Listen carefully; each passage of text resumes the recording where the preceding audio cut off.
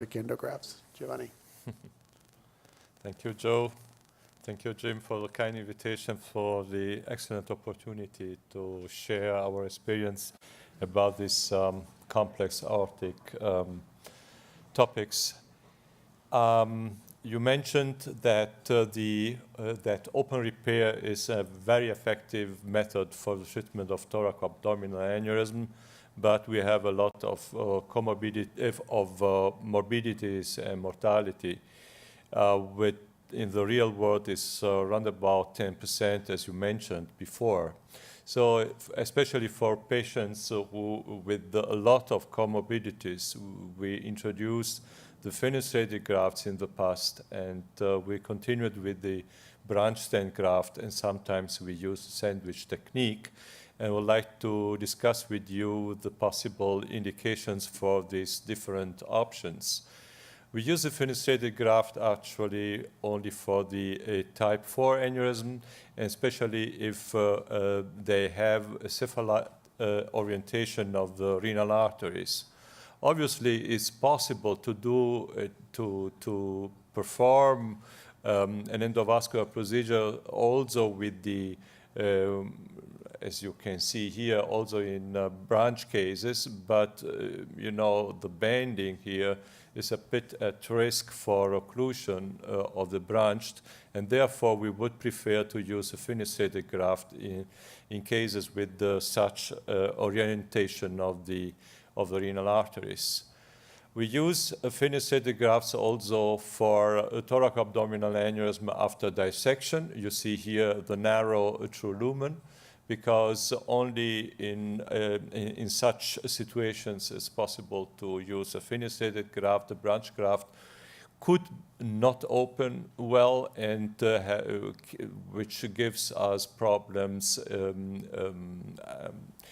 when we will like to catheterize the target vessel. By the way, this patient was performed acutely for malperfusion. He had bare stents for the iliacs. In this case, we prefer to perform a stage procedure, put a thoracic stent graft first, and then waiting for a couple of weeks, and then after the Fenestrated graft is available, we perform the implantation of the Fenestrated graft. The problem in such cases is that the renal artery comes sometimes from the false lumen, and we have to perform an endovascular fenestration of the lamella, and sometimes it's necessary to use an Outback catheter to have a communication between the false and the true lumen, as you can see here in this case. And once you have this communication, you can go with the catheter through the through the renal fenestration, reaching the renal arteries and putting a cover stent, like in this case. This is a completion CT angiography, CT angio of this patient after the treatment. We prefer to use the branch endografts for any type of thoracoabdominal, especially type 2 and type 3. And actually, it's not very difficult to do this, and the branch grafts are more forgiving. If you make some mistakes in the measurements, you can reach your target vessel more easily than if you have a Fenestrated graft there. So we prefer to use the branch graft for thoracoabdominal, like in this case. You know, you can deploy your branch graft first, you can close your groins, and then you can cannulate the different branches, like in this case, the celiac, the superior mesenteric artery, the renal arteries here, and after implantation of the bridging stents, the job is done with good result. The data from the literature, well, we don't have well-controlled data in this type of the evaluation. We have some results here from the San Francisco group, which confirms that this type of therapy is highly effective with a mortality rate of 3.7% and a long-term mortality of 6.2%. We still have paraplegia, Jim. You are completely right. Paraplegia is a problem, and our aim should be to reduce the rate also in the endovascular technique. At least in Europe, there are some other endografts which are available, for example, Jotec, made by Jotec, but the data are not very large. You see here this Dr. Schaefer published about 9 cases treated with this stent graft after a type B dissection with a low rate of complication, but I would say we need more data about this type of endograft.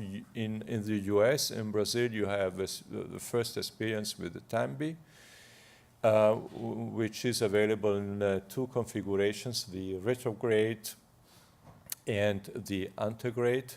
Extremely important, especially because the branches for the viscerals are at the same level.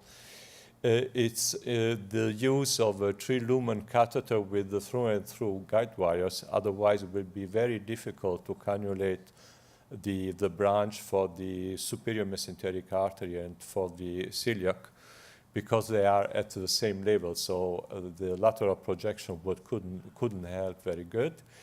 And the VBX, you have experience with that. That's great. And I hope that in the summer we have also the opportunity to use it all in Europe. We have early feasibility results, and we are waiting for prospective trial will probably come soon.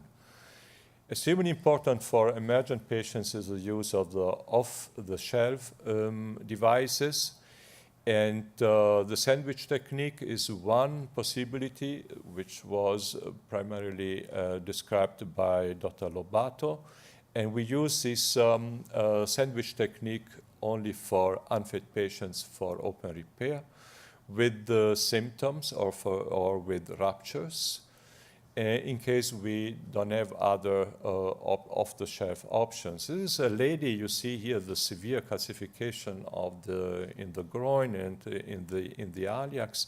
She was operated before for rupture AAA many years before, and she came with pains due to this aneurysm here. You see the intra-op angiography, and in this case, because of the bad access, sandwich technique was used, but at the end of the operation, we had some contrast medium still in the aneurysm sac. So I was a bit upset, and the CT angiography done the day after showed an endo leak here. So what should we do?